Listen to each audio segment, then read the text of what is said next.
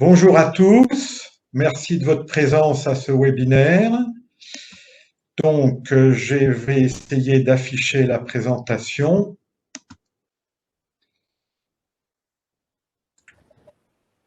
Est-ce que vous la voyez tous? Oui, c'est bon. Très bien. Donc, je vais vous présenter un petit peu les enjeux de la mobilité électrique dans les DOM, et plus particulièrement en Guadeloupe, ainsi que les différentes solutions qui se dégagent pour essayer d'avancer dans ce projet ambitieux. Alors, quels sont les enjeux?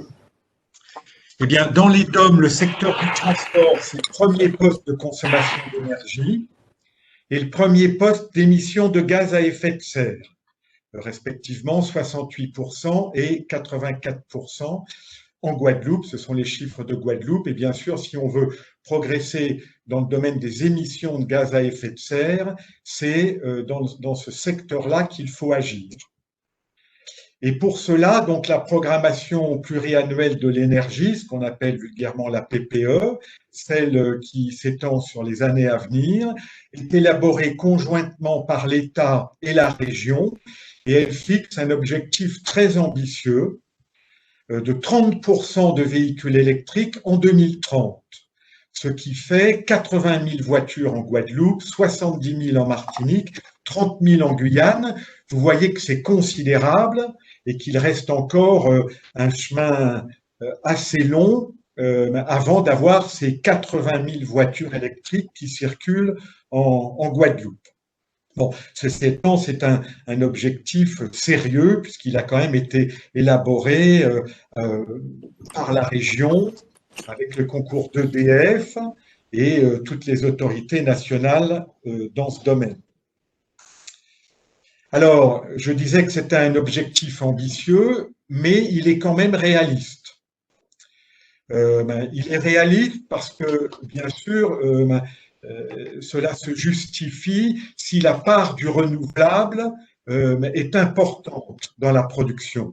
Et c'est le cas en Guadeloupe, puisque avec la mise en service de la deuxième tranche Albioma, la part du renouvelable en Guadeloupe sera supérieure à 50%. C'est quelque chose qui est attendu, disons, pour 2022-2023. C'est notre ami Nicolas de Fontenay qui pourrait bien sûr vous en dire plus. Les prévisions de consommation sont en baisse de 2% par an, même en tenant compte de cet objectif ambitieux de la PPE. Alors, vous allez vous dire, c'est un curieux, mais les économies d'énergie qui ont été réalisées depuis plusieurs années sont significatives dans les bâtiments industriels et même dans les bâtiments des particuliers.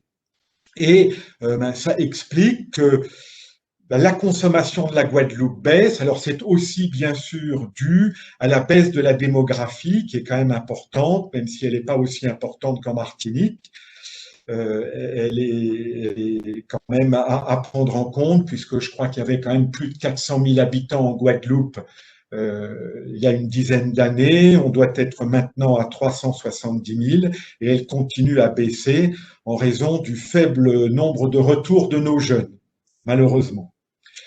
Le troisième point, c'est que la géographie de la Guadeloupe et les habitudes de déplacement sont tout à fait propices à la mobilité électrique, puisque la majeure partie de la population converge vers l'hypercentre tous les jours. L'hypercentre, c'est bien sûr Jarry, Baie-Mahault, les Abîmes, le Gosier, Pointe-à-Pitre.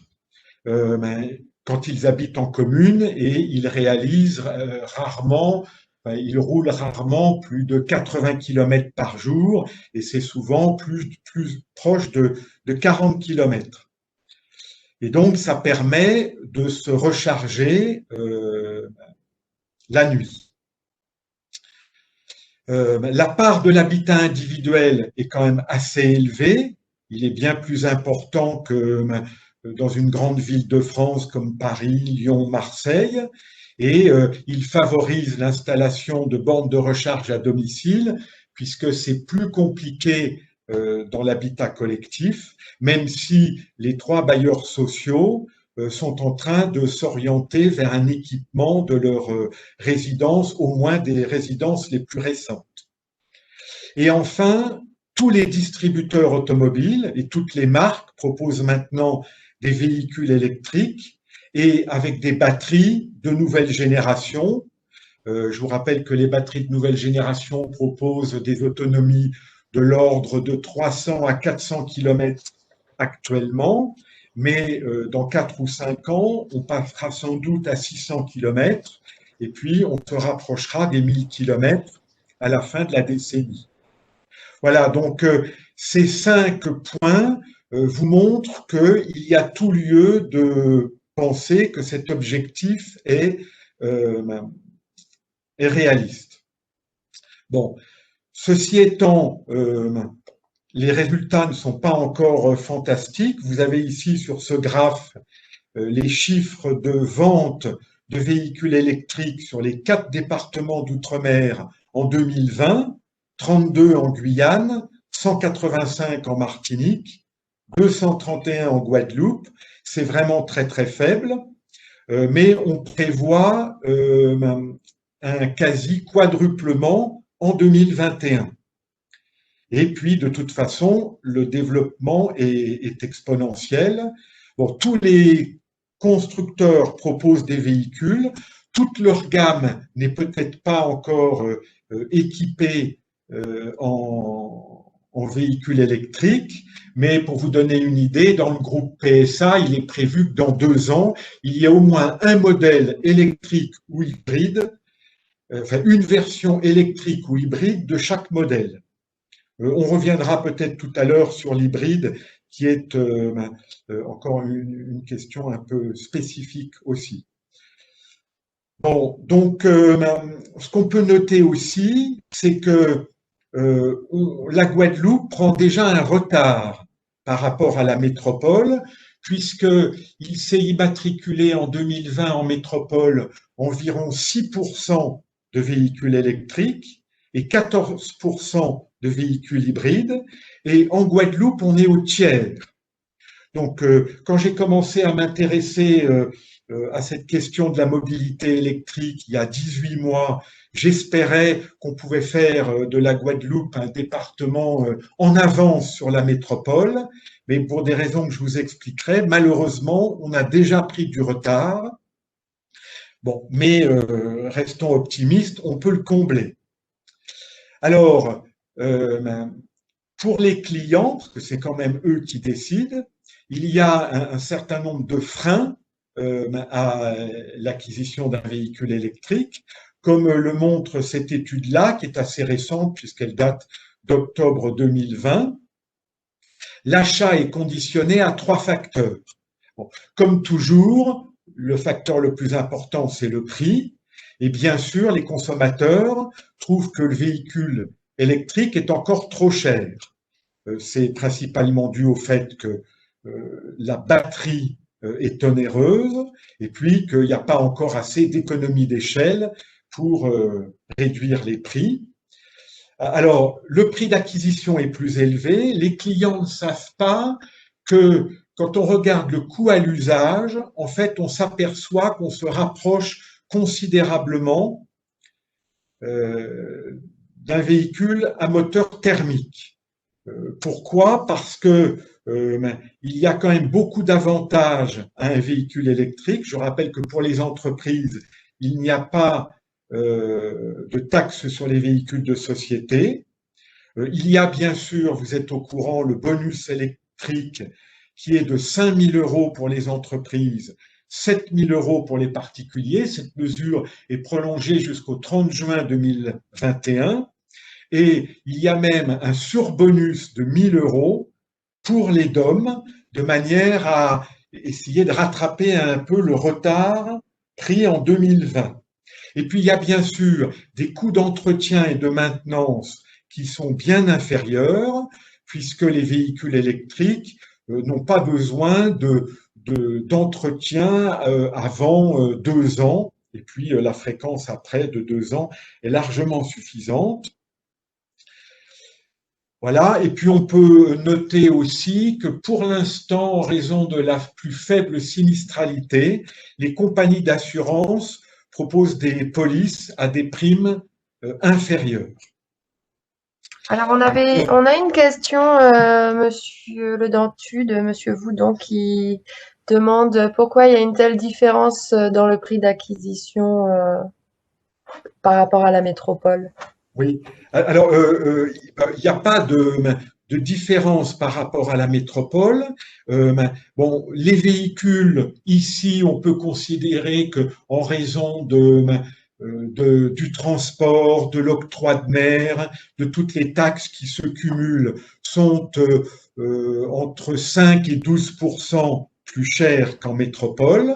C'est le cas aussi pour les véhicules électriques. En revanche, les véhicules électriques, c'est vrai, sont environ 15 000 euros plus chers que les véhicules à moteur thermique, à modèle équivalent, ce qui est quand même considérable sur un modèle comme la 208, par exemple, qui est la voiture la plus vendue et dans le segment le plus vendu, c'est-à-dire le segment B2. Et donc, sur un véhicule qui est à 25-30 000 euros, effectivement, un surcoût de 15 000 euros, c'est considérable. Est-ce que j'ai répondu à votre question ou elle mérite des précisions? Monsieur Voudon, n'hésitez pas à ouvrir votre micro si besoin. Oui, bonjour. Bonjour. Voilà. Donc oui, moi je suis membre du Shift Project et du coup cette présentation m'intéressait et effectivement la différence de tarif entre le prix catalogue métropole et le prix catalogue arrivé ici est assez important. Donc bon, je le comprends avec les histoires de taxes. Mais c'est vrai que quand on rajoute 10, 20 ou 30% de surcoût pour le même véhicule entre ici et la métropole, c'est vrai que du coup ça peut limiter, ça peut limiter la diffusion de ce mode de déplacement. Oui, oui, vous avez tout à fait raison. Bon, on peut espérer qu'avec le temps, l'écart entre les voitures électriques et les voitures thermiques se réduise. Bon, et puis je pense que il y a quand même beaucoup de concurrence entre les distributeurs automobiles et il n'y a pas de marge indue pratiquée sur les véhicules électriques. Bon, on verra par la suite que effectivement on milite pour une réduction, voire une annulation de l'octroi de mer sur les véhicules électriques, comme c'est déjà le cas à La Réunion et en Guyane, donc pour que ça soit le cas en Guadeloupe et en Martinique, mais on ne l'a pas encore obtenu. Et c'est sûr que si on l'obtient, ça permettra de combler encore le fossé. Alors le deuxième point, c'était la durée de recharge. Effectivement, c'est long. Pour vous donner une idée, on y reviendra tout à l'heure. Si vous vous chargez sur une prise secteur, vous vous apercevez que vous pouvez recharger d'environ 10 km en 1 heure. Et donc, en une nuit, par exemple, 12 heures, vous avez rechargé de 120 km, mais votre voiture est immobilisée une douzaine d'heures. Donc, c'est trop long. Et bien sûr, idéalement, le client, il voudrait ne pas passer plus de temps pour recharger son véhicule électrique que pour recharger son véhicule à moteur thermique. Et donc, idéalement, il ne faudrait pas que le temps moyen dépasse 27 minutes. Bon, on va y venir avec le temps, puisqu'il y aura des bornes de recharge de plus en plus puissantes. J'y reviendrai un petit peu plus tard. Bon, et enfin, l'autonomie, la hantise des conducteurs, c'est la peur de la panne. Alors, ce problème existe vraiment en métropole lorsque les gens font de longues distances. C'est bien sûr un petit peu moins vrai dans les DOM et en Guadeloupe pour les raisons que j'ai indiquées. Alors, quels sont les besoins pour effectivement que la pénétration des voitures électriques soit forte? Il faut des bornes de recharge à 3 niveaux. Bon, bien sûr, il faut que les particuliers s'équipent de bornes à domicile, de bornes d'une puissance de l'ordre de 3,7 à 7,4 kWh. Bon, bien que on puisse tout à fait fonctionner sur le secteur. Je vous donne un exemple. Le secteur, c'est une puissance de l'ordre de 1,7 kW. Et donc, en une nuit, vous avez rechargé à peu près 20 kWh, ce qui fait presque la moitié de votre batterie, qui fait souvent entre 44 kWh et 50 kWh. Et donc, si vous arrivez le soir chez vous à 18 heures, même si vous reprenez votre voiture à 6 heures, vous avez retrouvé sur le secteur environ 120 km. Bon, bien sûr, ça sera beaucoup plus rapide avec une borne. Il y a déjà beaucoup d'installateurs de ces wallbox.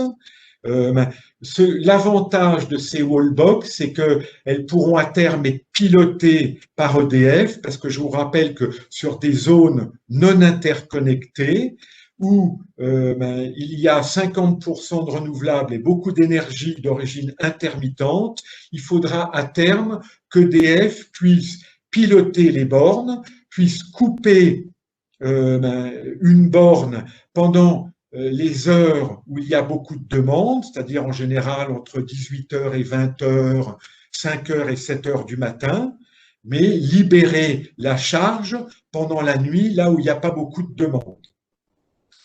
Le deuxième niveau de borne, c'est un réseau de bornes à accès public qui serait plutôt installé en priorité dans le centre de la Guadeloupe, c'est-à-dire sur les parkings des entreprises, dans les centres commerciaux, dans les grandes administrations, sur les points stratégiques de l'île, dans les grands hôtels.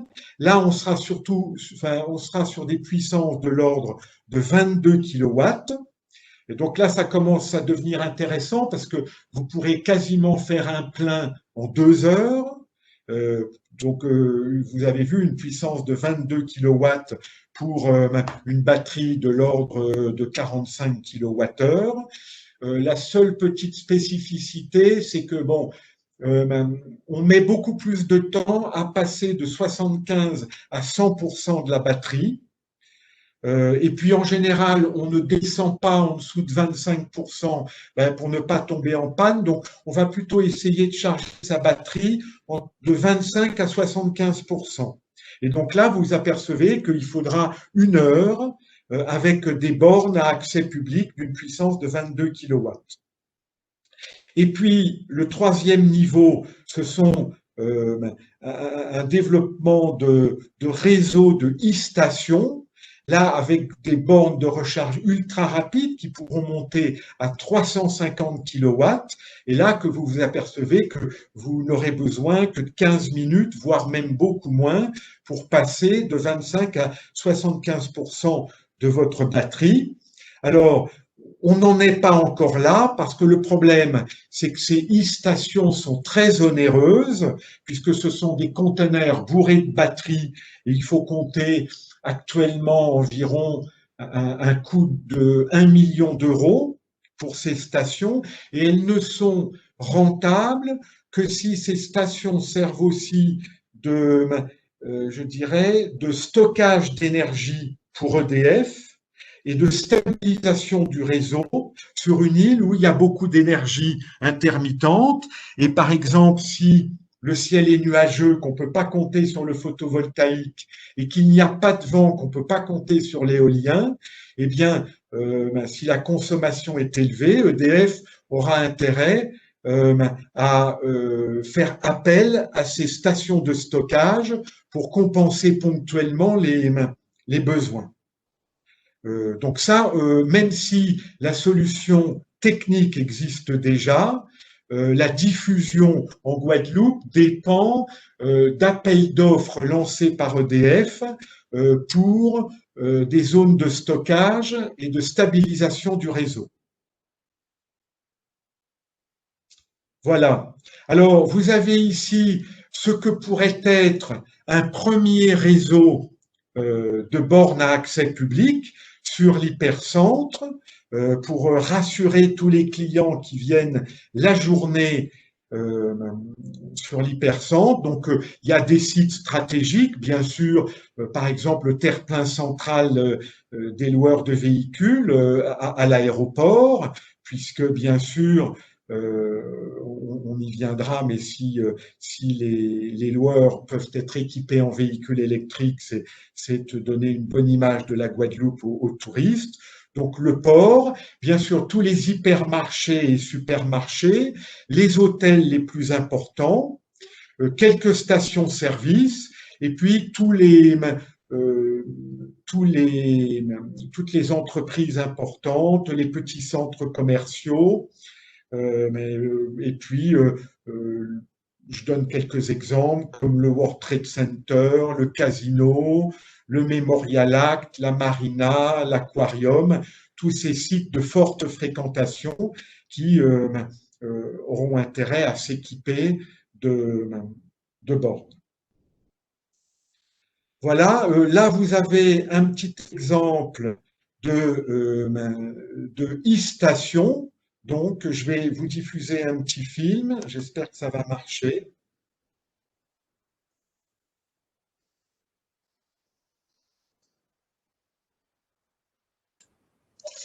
Non, je ne suis pas sûre que le petit film fonctionne. Parce que moi, je l'ai bien. Ouais. Donc, si Pour vous ma ne l'avez part, pas… c'est en saccadé. Pardon? Pour ma part, c'est saccadé. Alors, c'est une question de débit de chacun de vous. Est-ce que certains reçoivent bien la vidéo?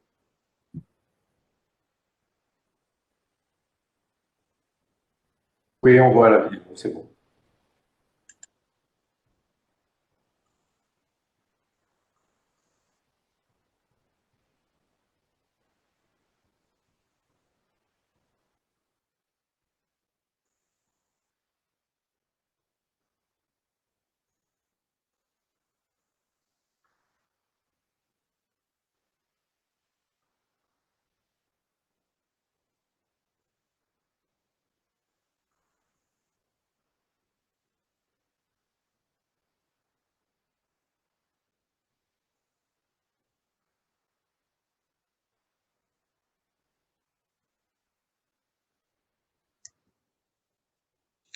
Voilà, donc vous avez dû remarquer sur cette petite vidéo, donc les deux conteneurs bourrés de batteries dans le fond, et puis une petite boutique climatisée pour faire attendre les clients pendant la durée de chargement. Voilà, alors, quelles sont les opportunités de la mobilité électrique pour la Guadeloupe? Eh bien, c'est que les DOM, et particulièrement la Guadeloupe, peuvent être en pointe en termes de mobilité électrique. Je vous rappelle que nous sommes des départements touristiques qui avons une image verte et on pourrait tout à fait faire de la Guadeloupe, de la Martinique, de la Guyane, des départements verts bien en avance sur la métropole, puisque toutes les conditions sont réunies pour qu'on soit en avance. Bon, malheureusement, avec le Covid, on a pris un petit peu de retard. Et puis, ce projet, nous le portons depuis déjà 18 mois. Je vous parlerai tout à l'heure des contraintes qu'on a rencontrées et qui nous ont retardés, mais on peut quand même rattraper le retard et reprendre de l'avance par rapport à la métropole. Une autre opportunité, c'est qu'il y a de nombreuses créations d'emplois en perspective, parce que les ratios actuels en métropole font état d'un besoin d'une borne pour 11 véhicules électriques en circulation.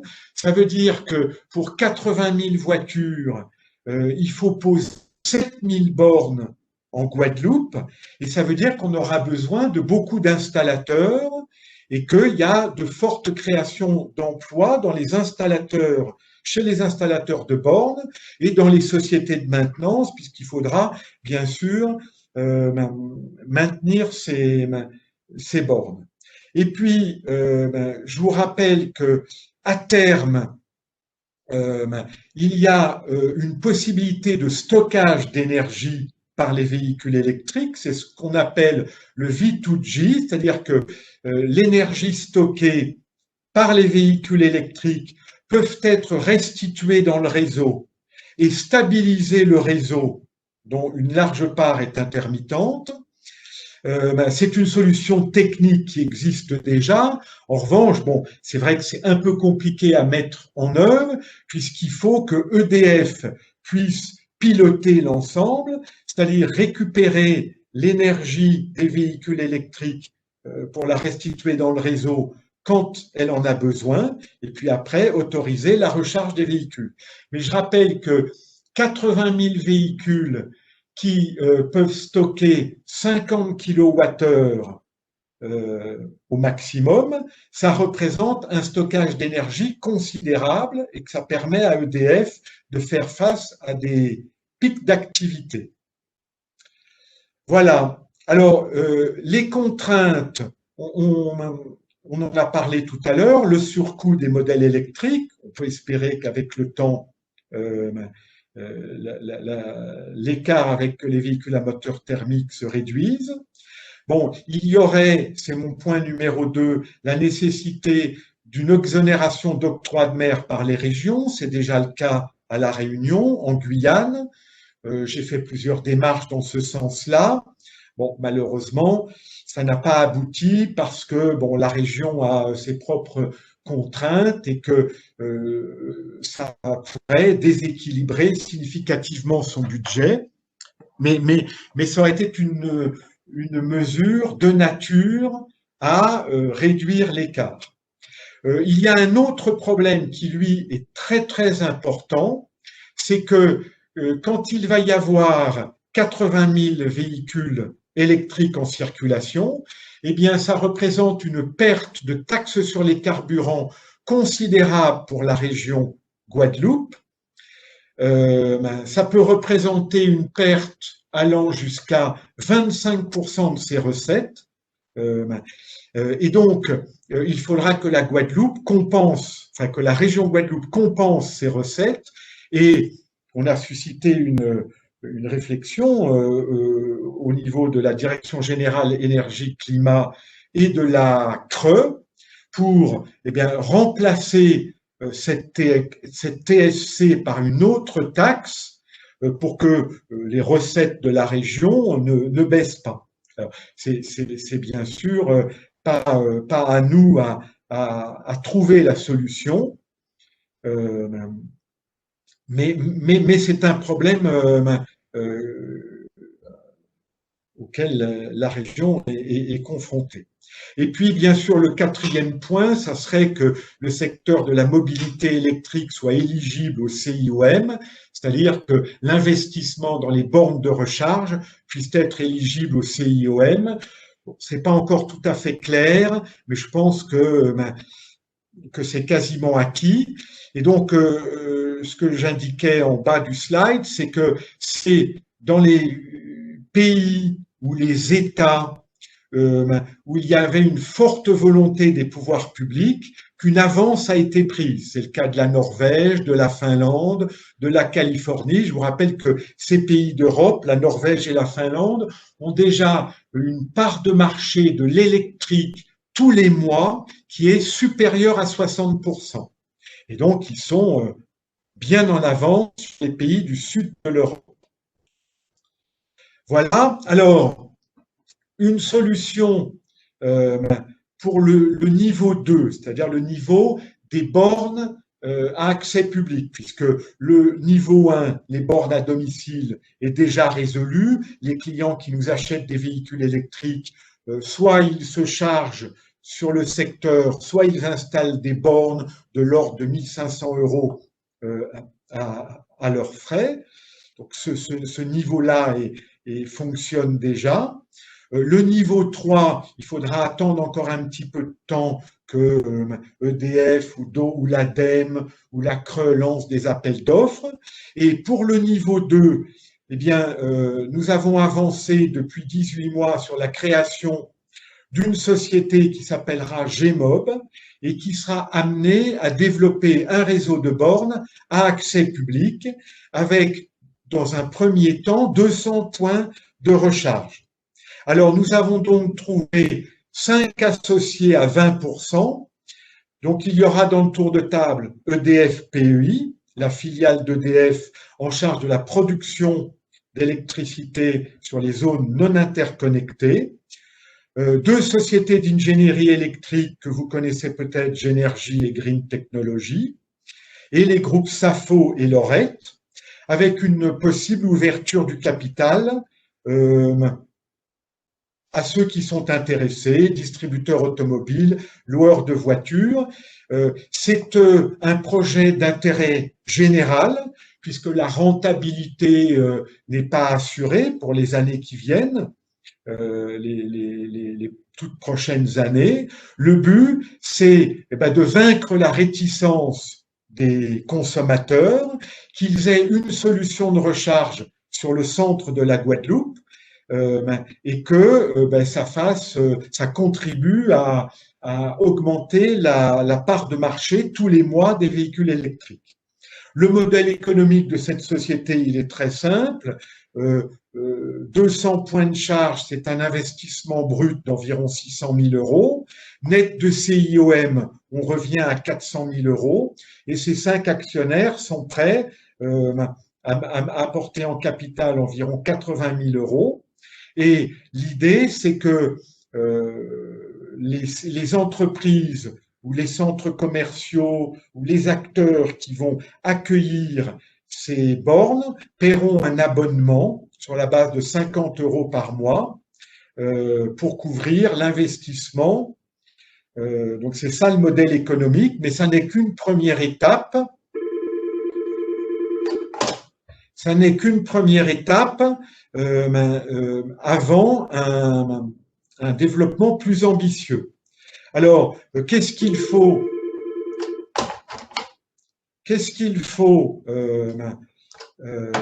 Donc, j'ai parlé de 100 bornes de recharge, 200 points de charge. Bon, ça sera, puisque les bornes auront une puissance de 22 kW, il y aura une charge assez rapide qui permettra de recompléter son véhicule en 1 heure. Alors, il faudra donc aussi un système de contrôle, puisque ces bornes devront être surveillées en temps réel pour détecter une éventuelle avarie. Elles devront pouvoir être pilotées à distance pour piloter la puissance, la tension en fonction de l'utilisation du réseau.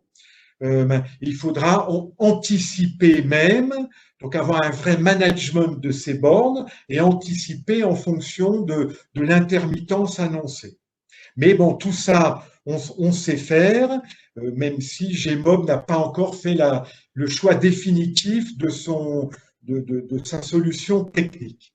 Bon, et puis dans un deuxième temps, eh bien, il faudra passer le nombre de bornes de points de charge de 200 à 1000. Donc, on pourra s'appuyer sur le plan de relance TEE, puisqu'il y a une vraie demande de la part de plusieurs acteurs pour que le plan de relance puisse contribuer donc au développement de ce réseau.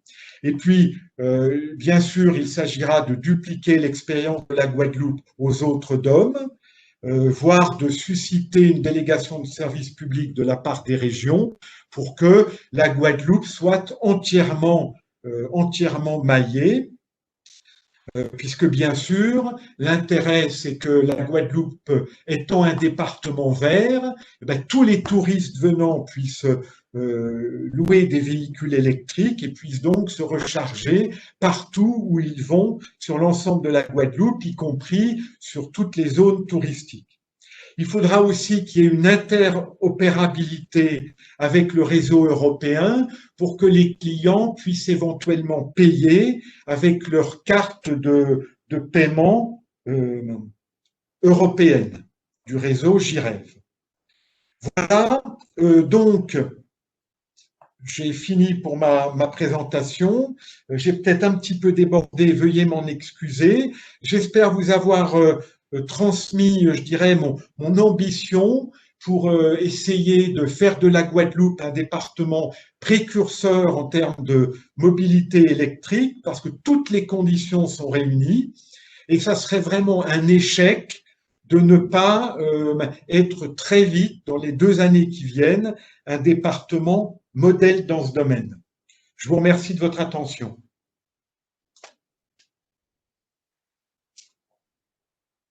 Merci, Monsieur Le Dentu. Alors, du coup, avant de vous laisser poser vos questions avec le micro, j'ai déjà relayé les questions qu'on avait sur le chat. Il y avait quel projet de reconversion sera proposé aux pompistes? Écoutez, ça, je pense que c'est la région Guadeloupe qui peut se pencher sur ce sujet.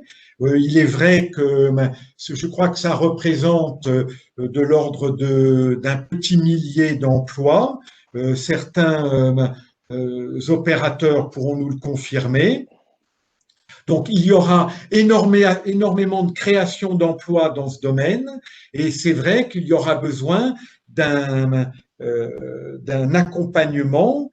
Le constat qu'on peut faire actuellement, c'est que malheureusement, il n'existe pas encore beaucoup de formations dans ce domaine, dans le domaine de l'électrique en Guadeloupe. Je sais que le RSMA se penche sur le sujet. Je crois que l'association des très petites entreprises aussi, mais il faut que la région s'empare du sujet pour effectivement faire évoluer les compétences de jeunes Martiniquais et de jeunes Guadeloupéens vers l'électrique. D'accord. Quelles sont les conditions pour une borne de recharge à domicile? Bonjour, excusez-moi, alors, je me permets juste. Oui. Oui, Mais il est-ce que faut je que peux la juste puissance rebondir? du Pardon, compteur vous pouvez le juste permette. vous présenter quand vous prenez la parole, s'il vous plaît. Oui, bonjour, Maëlys Thomas-Kichenin. Excusez-moi, monsieur Le Dentu, je vous coupe 2 petites secondes. Je voulais juste rebondir sur la question d'avant. Est-ce que c'est possible? Bien sûr. Bonjour, donc Maëlys Thomas-Kichenin, je me présente en fait, je suis la nouvelle chargée de mission du département Guadeloupe Mobilité Durable au sein du pôle d'innovation Synergile. Je voulais juste rajouter en fait une information par rapport à la question d'avant. En fait, la région a demandé une étude à l'AFPA par rapport aux nouveaux métiers liés au changement et à l'arrivée des véhicules électriques sur le territoire. Donc, il y a une étude qui sera menée dans les 2 mois à venir sur ce sujet, notamment en prenant en compte la question de transition des métiers comme celui des pompiers. Je vous laisse la parole. Merci Mélisse. Merci Mélisse de cette précision qui est effectivement très importante parce que on comprend que les pompistes soient inquiets. Bon, la transition va être lente et progressive, mais il faut bien sûr l'anticiper dès maintenant. Alors, sur la deuxième question, il n'y a pas tellement de contraintes pour l'installation d'une borne à domicile. Bon, il faut bien sûr que le compteur le permette, mais c'est le cas la plupart du temps. Et vous trouverez beaucoup de petits artisans qui sont déjà capables d'installer ces bornes dont ils font l'acquisition auprès de distributeurs spécialisés. Et puis, il y a toutes ces startups électriques comme Green Technology ou même Génergie qui peuvent vous faire ça.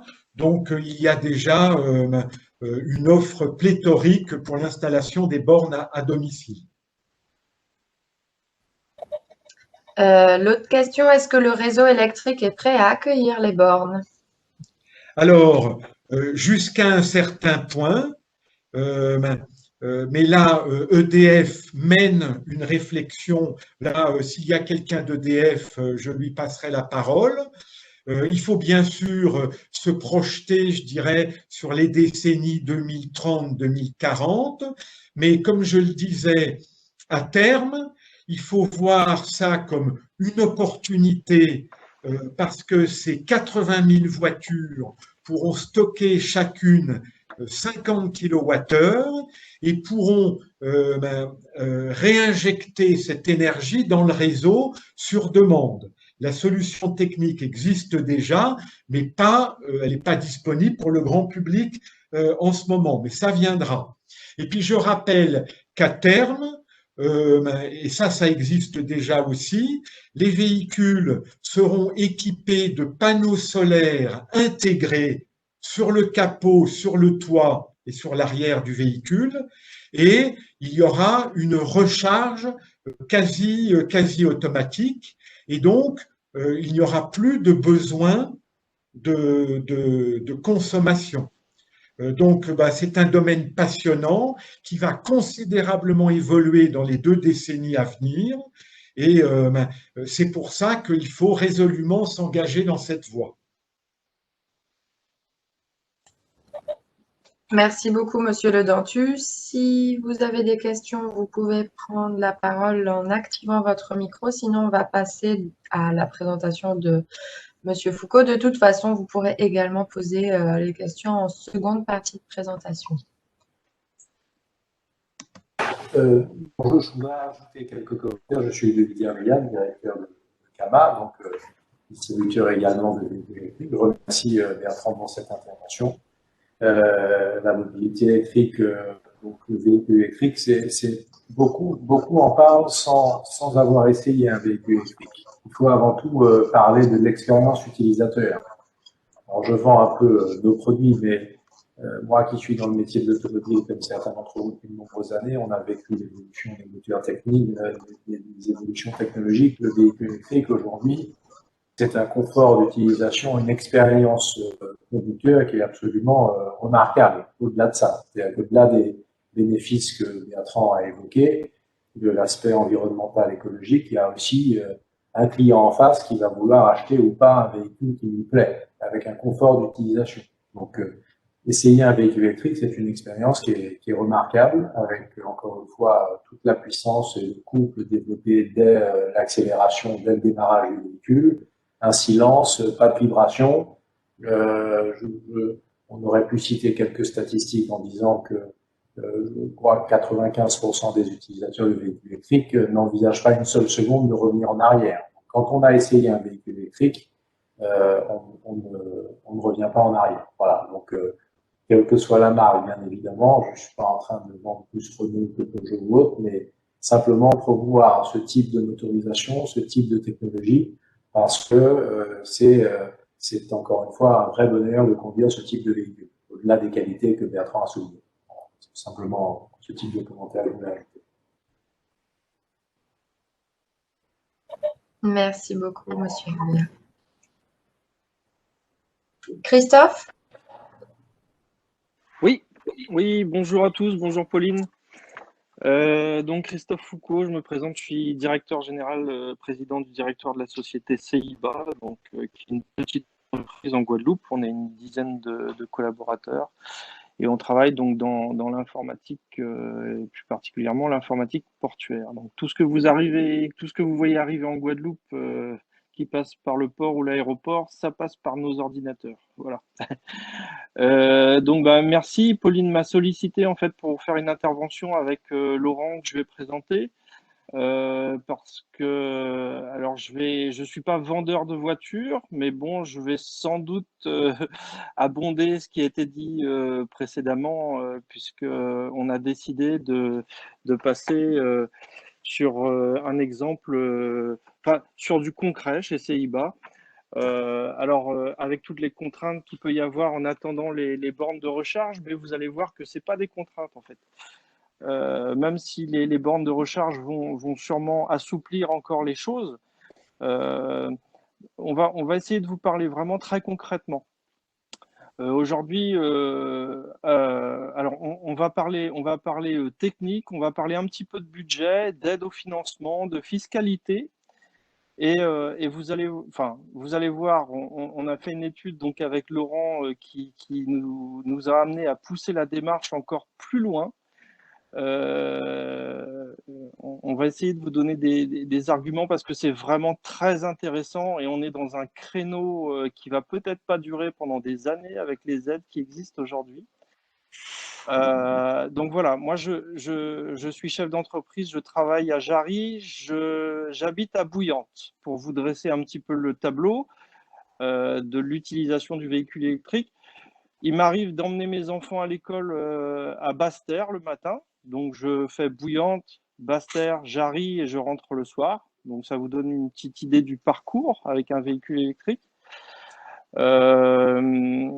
On est sur un véhicule effectivement qui est extrêmement confortable. Je vous avoue, alors je vais pas trahir qui que ce soit parce que j'étais chez DS et je suis resté chez Peugeot, c'est le même groupe.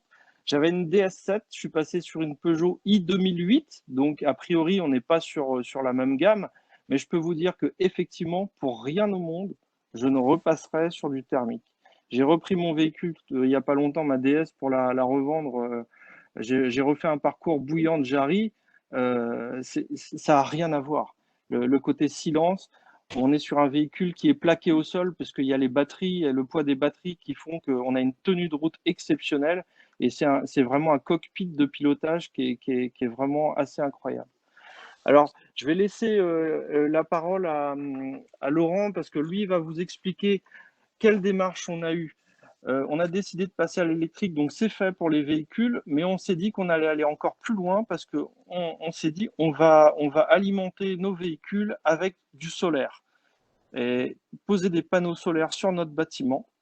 Donc on a fait toute une étude pour ça, pour voir combien ça allait nous coûter, comment on pouvait être financé et qu'est-ce qui pouvait vraiment qu'est-ce que ça pouvait nous apporter. Et je peux vous dire que là, moi, je valide le projet et je le valide plutôt 2 fois qu'une parce qu'il y a vraiment des avantages qui sont très importants. Donc, on va les détailler avec Laurent. Donc, écoute, Laurent, si tu veux bien, je te laisse la parole puisque c'est toi le professionnel et la technique. Moi, je la connais pas bien en électrique, donc à toi. Merci Christophe. Est-ce que tout le monde m'entend bien ? Oui, pas de souci. Oui, donc moi je suis Laurent Séauve, je travaille dans le domaine de l'énergie depuis 25 ans en Guadeloupe, et notamment dans l'efficacité énergétique et les énergies renouvelables. Et donc j'essaie d'apporter une vision la plus objective possible et la plus large possible de ces mutations-là, puisque plus qu'une transition, vous allez voir qu'il s'agit vraiment d'une révolution, hein, qui commence à émerger et qui devrait vraiment prendre son essor dans les 10 ans qui viennent. Alors, je partage l'essentiel de ce qui a été dit pour l'instant, hormis peut-être la vision un petit peu centralisée des modes de recharge, et notamment les recharges rapides, dont il faudra user avec une extrême prudence, parce qu'effectivement, le réseau électrique non interconnecté de la Guadeloupe ne permettra pas de recharger en simultané et en recharge rapide un grand nombre de véhicules. Alors, avant de parler de l'exemple de l'entreprise Seiba, je vais peut-être, je pense que c'est utile quand même de rappeler pour l'auditoire un certain nombre de points techniques. Alors, je suis désolé si c'est beaucoup de chiffres et mais ça permet quand même de replacer les éléments de contexte qui ont déjà été exposés, mais pour les compléter un petit peu. Donc le constat en Guadeloupe, évidemment, si on prend le point de vue de la collectivité, c'est que les transports représentent les 2/3 de nos émissions de CO2 sur le territoire. Et donc c'est un problème dont il va falloir s'occuper. Et la mobilité électrique permet d'apporter des réponses qui sont considérables sur ce domaine-là. Alors, c'est un secret pour personne, je pense, que si on a un mix électrique de production d'électricité sur le territoire qui est fossile à 80%, comme c'était le cas jusqu'à présent, le fait de recharger un véhicule électrique sur ce réseau fossile ne diminue pas les pollutions, hein. Ça les déplace du pot d'échappement du véhicule à la centrale électrique, mais ça les diminue en rien. Et donc, il faut, bien entendu, faire évoluer ce mix électrique. Ce qui va être le cas, comme ça a été rappelé, dans les 10 ans qui viennent, hein, on va passer d'un mix fossile majoritairement à un mix issu des énergies renouvelables majoritairement.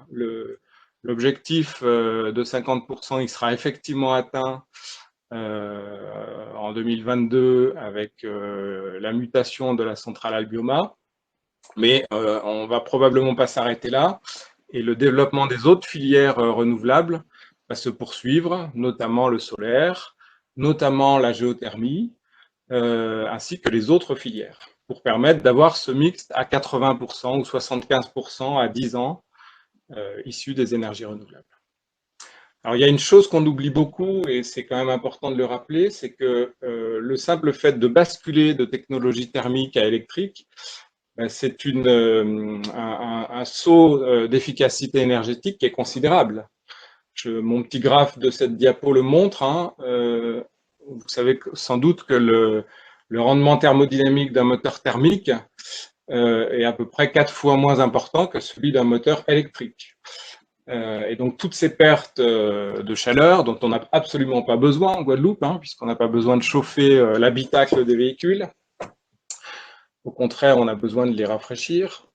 Ce saut technologique, on va bien entendu pouvoir l'exploiter pour faire diminuer dans des proportions considérables les émissions de CO2. Et comme l'a rappelé effectivement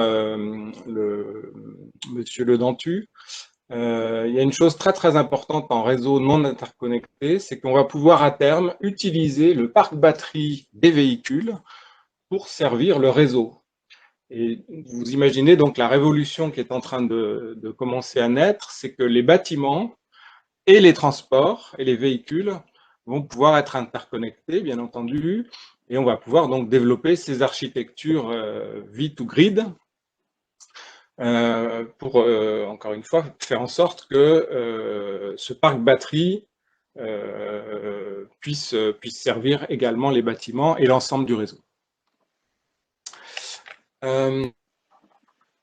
Quelques éléments un peu concrets hein, pour ceux qui ont déjà utilisé un véhicule électrique. Vous savez qu'on a un budget carburant qui est divisé par 4 hein, par rapport à si on prend par exemple un cas type d'un véhicule léger pour un utilisateur qui parcourt 20 000 km par an, comme c'est le cas de Christophe. Peut-être que tu parcours un peu plus que 20 000 km par an avec les allers-retours à Bouillante.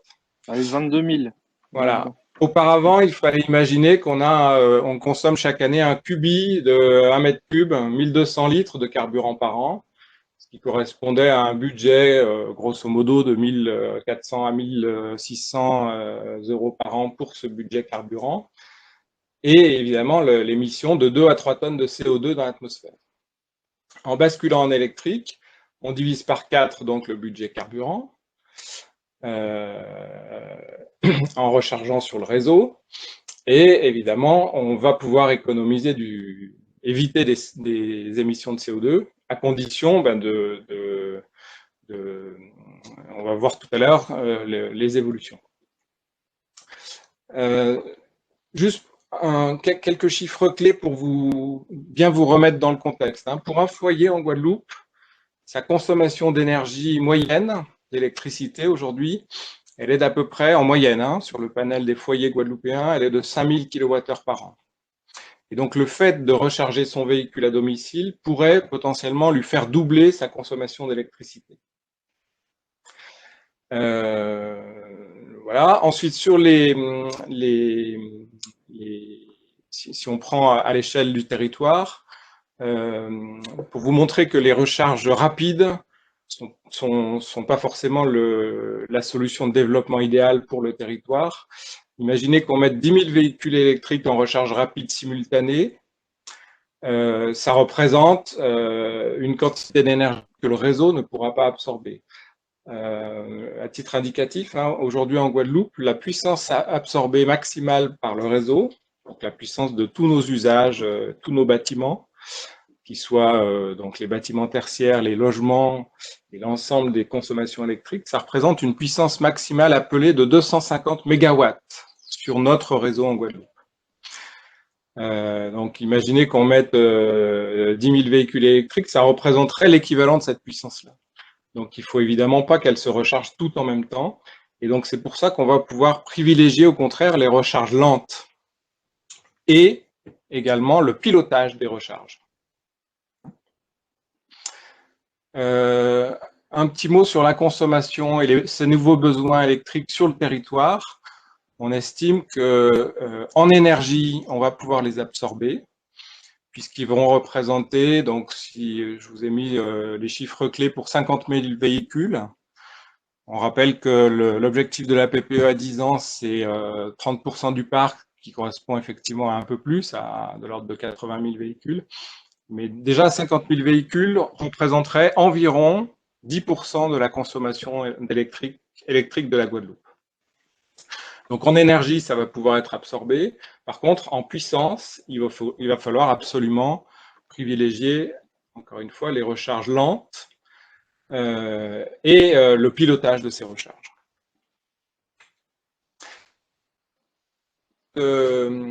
Des enjeux environnementaux, sans être trop long, hein, quand on parle de mobilité électrique, on associe souvent le mot propre derrière. Or, j'ai déjà commencé à l'exposer, mais vous voyez que si on remplace un véhicule thermique récent qui consommait par exemple 6 litres au 100, avec des émissions standardisées de 120 grammes par kilomètre, sur notre cas type de 20 000 km par an, on a une quantité d'émissions estimée de 2,4 tonnes. Eh bien, aujourd'hui, avec le mix électrique qu'on a en Guadeloupe, si vous le rechargez sur le réseau, vous avez à peu près la même quantité d'émissions. Parce qu'aujourd'hui, notre part des énergies renouvelables est encore limitée et reste de l'ordre de 25%, donc 75% d'énergie fossile, ce qui fait un ratio d'émissions aujourd'hui sur le mix de 750 grammes de CO2 par kilowattheure consommé.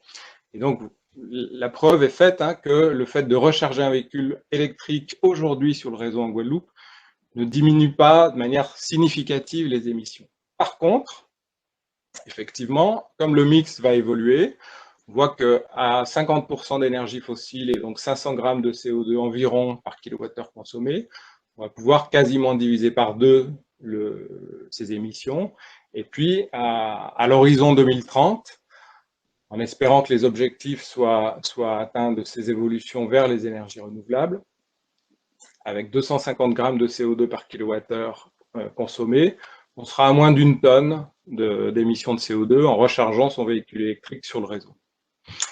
Alors bien sûr, nous, on invite les utilisateurs à aller plus loin, et c'est ce qu'a fait Ceiba, bien entendu, c'est la solution, bien sûr, de recharger, non pas sur le réseau, mais sur un réseau qui associe des générateurs solaires photovoltaïques, des énergies renouvelables en général. Et donc c'est possible, on le verra dans le détail tout à l'heure. Donc cette évolution décarbonée, voilà, elle nous trace le chemin.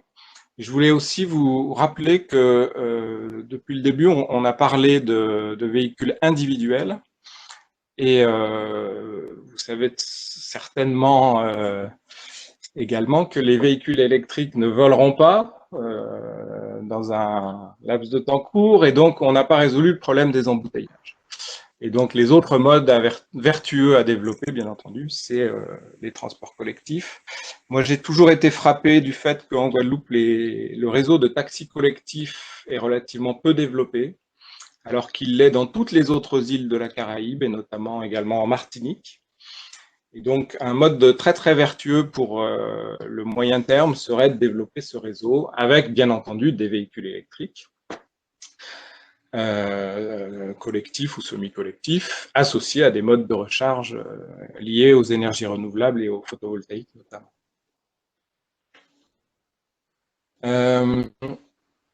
Un petit mot, sans être trop long, hein, sur les apports justement du photovoltaïque avec notre problématique d'électromobilité. Je ne vais pas rentrer dans le détail des chiffres, mais retenez simplement que quand on investit dans un panneau solaire, dans un générateur, on va rentabiliser 3 fois plus l'énergie produite en rechargeant un véhicule plutôt que sur les autres modes de valorisation qui sont aujourd'hui soit l'injection réseau à des tarifs préférentiels, soit l'autoconsommation sur les bâtiments. Donc, tant qu'à faire, à investir en solaire, autant basculer en même temps dans la mobilité électrique. Et enfin, pour finir avec ces éléments clés de contexte, je voudrais insister sur le fait qu'on est en train de commencer à changer de modèle, c'est-à-dire que le véhicule électrique, c'est un changement de comportement, c'est un changement de modèle, et donc on va passer d'un mode de recharge où on allait une fois par semaine ou une fois tous les 15 jours à la pompe, avec le remplissage de son réservoir en quelques minutes. Je pense que l'erreur consisterait à reproduire ce schéma-là avec la mobilité électrique. C'est-à-dire que le concept de l'énergie à la pompe en recharge rapide, je pense c'est une vision erronée, au moins pour les territoires insulaires. Simplement parce que le réseau ne pourra pas le supporter à court terme, d'une part. Et puis enfin, il n'y a pas de logique à vouloir recharger en rapide, puisque quand on fait même 100 ou voire 200 km par jour, ben, la majorité du temps des 24 heures d'une journée et d'une nuit, le véhicule est à l'arrêt, il est immobilisé. Donc on peut tout à fait profiter de ce temps d'immobilisation pour recharger le véhicule. Et donc, ce changement de modèle vise bien sûr à privilégier les recharges lentes en temps masqué, hein, qui prennent quelques heures selon la puissance qu'on aura à disposition. Mais c'est vraiment ce mode-là qui va permettre de faire les choses, je dirais, en douceur. Et puis enfin, bien sûr, on l'a déjà dit, mais évidemment, la quantité d'énergie stockée dans les véhicules va pouvoir, bien entendu, servir le réseau. Et à titre d'information, aujourd'hui en Guadeloupe, on a la capacité, on peut dire qu'on a la capacité de recharger via les énergies renouvelables, donc notamment le solaire photovoltaïque et la géothermie. On a la capacité de recharger en permanence, quasiment en permanence, et donc en recharge lente, une quantité qui est supérieure à 20 000 véhicules électriques sur le territoire. Donc vous voyez que c'est des opportunités et un contexte qui est relativement favorable, à condition de faire les choses correctement. Alors j'en viens sûr à l'exemple de la société Ceiba, que je remercie de sa confiance d'ailleurs, qui a bien voulu me confier une petite étude pour essayer de travailler sur ce sujet-là. Et donc le réflexe des dirigeants de la société a été, je dirais, le bon, c'est-à-dire de commencer par faire une évaluation des besoins énergétiques de la société, en prenant en compte bien entendu les besoins du process de la société, les besoins du bâtiment, nécessaires à l'activité de l'entreprise et les besoins de transport.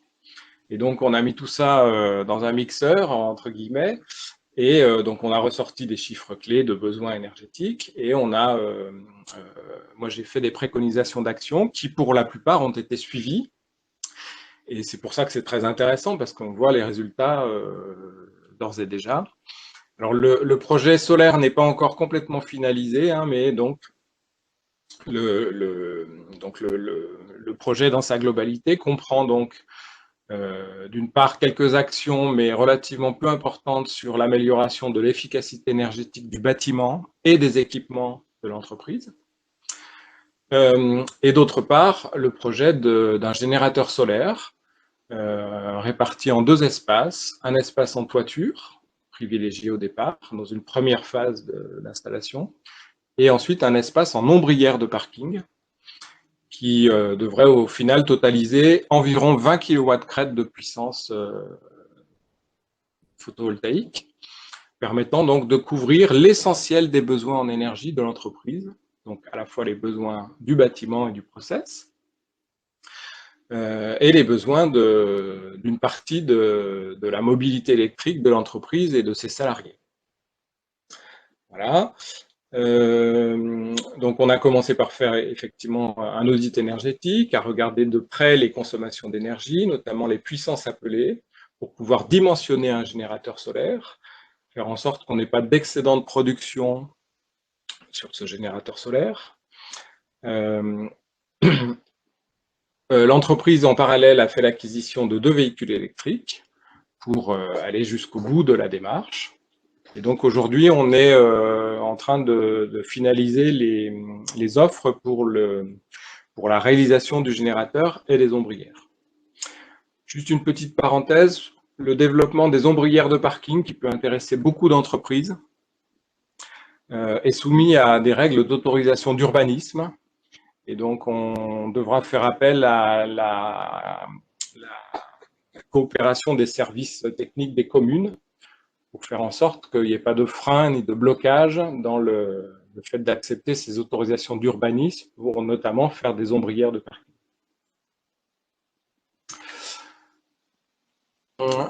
Le projet de CEIBA représente un investissement donc pour la partie solaire, donc générateur en toiture et en ombrière, représente un investissement de l'ordre de 60 000 €, 64 000 € hors taxes. Uniquement donc pour cette partie générateur solaire et ombrière. On estime que, il y a des gains directs évidemment en autoconsommation de l'énergie sur le bâtiment et en carburant évité pour les véhicules. Mais finalement, ce n'est pas ça l'essentiel, même si avec les aides publiques, on va pouvoir avoir un temps de retour relativement incitatif. Mais les avantages vont bien au-delà, hein. Peut-être que Christophe pourra les évoquer à la fin de la présentation. Mais les avantages de ne plus polluer l'atmosphère pour l'ensemble de la collectivité, les avantages en confort du fait de rouler en véhicule électrique qui ont déjà été évoqués. Et puis on a un certain nombre d'avantages financiers, fiscaux, que peut-être Christophe peut... Oui, tout à fait. Ouais. Alors, il y a ces avantages-là. Et puis, il y a un autre avantage, c'est qu'on va pouvoir proposer aussi à nos salariés, s'ils achètent, alors là, je suis encore pas vendeur de voiture, hein, mais s'ils achètent un véhicule électrique, et ben, de pouvoir recharger leur véhicule à l'entreprise. Donc, c'est vraiment une vision qui est assez large. En termes de fiscalité, est-ce que tu peux repasser l'autre slide, s'il te plaît, Laurent? Oui. Celui qui était juste après. Alors, on voit, je vais agrandir parce que je suis sur mon téléphone portable, hein. On sait que d'après les dispositions de la législation, les véhicules acquis en entreprise, on avait la possibilité que l'on soit en location ou en achat, donc en loyer ou en amortissement, de déduire, alors jusqu'à présent, 9 900 € ou 18 300 € ou 20 300 € selon la consommation de CO2. Et avec l'électrique, donc il n'y a plus de consommation de CO2 puisqu'on est inférieur à 20 grammes par kilomètre. Donc là, on va jusqu'à 30 000 €, comme vous le savez. Ce qui fait que dans l'exemple concret qu'on peut avoir aujourd'hui, par exemple une i2008 qu'on a acheté compte tenu du bonus écologique de 5 000 €, on arrive à un véhicule qui coûte 38 000 €. Je ne sais pas si j'ai le droit de dire les prix, hein, Bertrand, mais on va dire 37 990 € si j'ai bonne mémoire. Donc, on a possibilité d'amortir ces 30 000 €. Alors, 30 000 € sur 4 ans, donc de faire de la déduction d'impôt à hauteur de 30 000 euros, donc pour une valeur de 37 990, plus 8 000 euros sur la batterie. On a bien fait notre calcul, hein. 8 000 euros sur la batterie. Alors, il faut que ça apparaisse, hein, techniquement, il faut que ça apparaisse pour votre comptabilité sur votre facture pour que ce soit possible. Donc, il faut qu'il y ait le prix total de l'acquisition, il faut qu'il y ait le prix de la batterie dessus. Et au finish, eh ben, vous arrivez à, finalement à avoir un véhicule, mis à part les avances que vous allez faire pour l'acheter, bah, qui ne va rien vous coûter puisque vous allez le déduire de vos impôts. Donc, pour nous, c'est tout bénef. On n'a plus de taxes sur les véhicules de société. Et puis le reste des avantages, eh ben, je pense que c'est La taxe sur les véhicules de société, c'est quand même 600 à 800 euros par an, hein, chaque année. Et donc, ouais, c'est quand même un avantage intéressant. Absolument.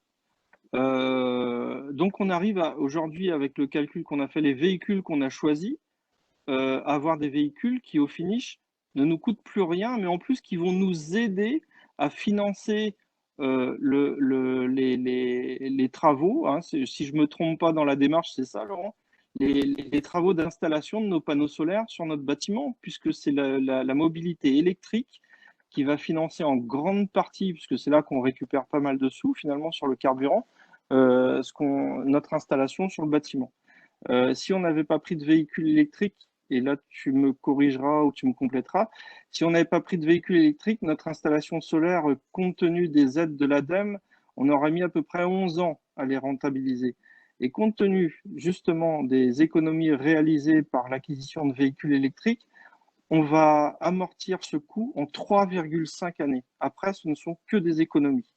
Donc voilà, je pense que les éléments, vous les avez. Pour moi, il n'y a pas photo en tant que chef d'entreprise. Donc, Laurent, je te laisse compléter si tu veux. Merci. Oui, enfin, ce qu'il faut retenir, c'est surtout que c'est la synergie entre les bâtiments, les modes de production et notamment le photovoltaïque en autoconsommation et la mobilité électrique qui font que tout ça est très, très intéressant et nous donne des temps de retour intéressants. Alors moi, je voudrais finir à vous rappeler juste peut-être ce que j'ai appelé des points de vigilance, c'est-à-dire les pièges dans lesquels il ne faut pas tomber, ou là où il faut être attentif, hein. Le premier, il a déjà été cité, hein, mais donc c'est effectivement une réalité. Et puis pour l'avoir très très récemment bien vérifié, hein, puisque je passe personnellement aussi à l'électrique, donc je connais par cœur tous les prix de tous les modèles diffusés en Guadeloupe. Malheureusement, le bonus écologique aujourd'hui de 5 000 ou 6 000 euros en 2021 pour les entreprises ne compense pas le surinvestissement malheureusement constaté sur le coût d'achat des véhicules et des véhicules électriques qui n'échappent pas à ce surcoût Guadeloupe. Donc on pourrait continuer peut-être à débattre un peu pourquoi est-ce que la TVA réduite en Guadeloupe ne compense pas le surcoût lié au transport. Bref, peut-être qu'effectivement, parmi les 3 freins qui avaient été cités au départ, c'est le seul qui n'est pas un frein psychologique. Les 2 autres, l'autonomie, c'est un frein psychologique qui est maintenant largement dépassé, et le temps de recharge également devrait à terme représenter qu'un frein psychologique. Deuxième point de vigilance que je vous invite effectivement à prendre en compte, c'est le fait que pour recharger un véhicule électrique, on a besoin globalement d'une puissance électrique relativement plus élevée que ce qu'on a dans nos usages classiques et dans nos usages domestiques en général. Et donc, il faut éviter de recharger sur une prise domestique. D'une part parce qu'on a des durées de recharge qui vont dépasser les 24 heures, et d'autre part parce que on s'expose à des problématiques de surchauffe des réseaux et donc des problématiques potentielles de sécurité électrique. Donc à minima, il faut installer des prises dédiées, des prises type GreenUp, etc. Et pour les entreprises, le déploiement des bornes de recharge et des wallbox, notamment avec des puissances qui vont débuter à 7 kW pour les entreprises et qui vont rester limitées pour des recharges semi-rapides, on va dire.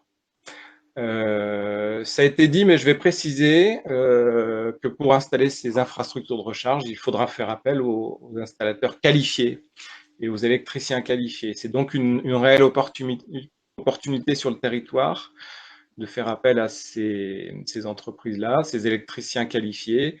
Je crois qu'il y en a au moins un dans l'assistance qui pourra peut-être réagir. Ça ne s'improvise pas forcément pour un électricien, puisqu'on a des règles particulières, notamment qui sont liées à la section des conducteurs, aux protections électriques qui sont à installer. Et donc, il faut faire appel à ces techniciens qualifiés qui, eux seuls, permettent de donner aux clients l'accès aux aides publiques, notamment pour les particuliers. Ça a été dit dans les commentaires. Il y a un crédit d'impôt pour les particuliers pour l'installation des bornes de recharge électrique à condition de faire appel à un installateur qualifié. Ensuite, le troisième point, peut-être le plus important de notre présentation d'aujourd'hui, c'est de faire en sorte que les recharges puissent être pilotées et qu'on essaie de limiter au maximum les recharges rapides. Parce qu'encore une fois, en réseau interconnecté, on ne pourra pas subvenir à ces besoins s'ils ne sont pas correctement gérés. Donc pour ça, on a des cahiers des charges qui sont relativement précis, notamment certains d'entre vous connaissent le programme Advenir, qui est cofinancé par EDF et ses partenaires, qui permet donc de privilégier les recharges lentes et semi-rapides, à condition qu'elles soient pilotées ou pilotables. Et puis enfin, et là c'est pour le plus long terme, intégrer les synergies entre les bâtiments, les process et les transports avec les architectures où les batteries vont servir les bâtiments, et réciproquement. Voilà, j'en ai terminé, bien sûr ouvert pour toutes les questions et débats, et les échanges. Merci. Merci, Monsieur Serroux. Christophe, quelque chose à rajouter? Eh ben non, vous l'avez compris, moi je suis content avec ma voiture électrique, voilà. Donc, surtout n'hésitez pas si vous souhaitez intervenir à ouvrir votre micro et poser vos questions.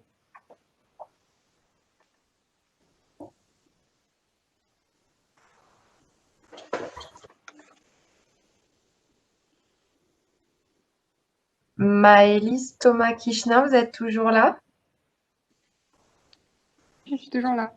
Est-ce que vous pouvez nous parler quelques minutes du pôle de Synergile que vous gérez, s'il vous plaît? Oui, bien sûr, avec plaisir. En fait, Synergile, qui est le pôle d'innovation de la Guadeloupe, a créé dernièrement, donc en décembre 2020, un département sur la mobilité durable. À savoir que, étant une association, on dispose d'un comité de pilotage dans lequel on a un certain nombre d'acteurs, notamment Monsieur Le Dentu. Ce pôle, en fait, a été créé dans le cadre des changements au niveau des souhaits étatiques, mais aussi sur tout ce qu'on est en train de voir au niveau des énergies, des nouvelles lois, mais aussi de la politique générale de notre planète. Donc, en fait, le département, pour l'instant, est composé juste de moi, chargée de mission.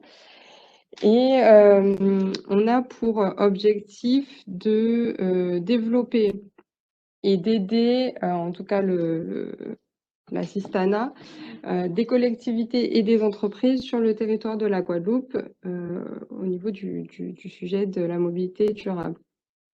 Donc, on va démarrer très prochainement le programme EVE sur la région. Donc, je vous en dirai 2 mots juste après. On va également être les référents privilégiés du programme Advenir, formation, dont l'entreprise vient de parler, Equinox. Et également, on va participer aux sensibilisations diverses au niveau de la collectivité et des entreprises et être moteur pour de nouveaux projets sur le territoire. Juste pour information également, on est en train de créer un centre de ressources qui sera basé dans nos prochains locaux.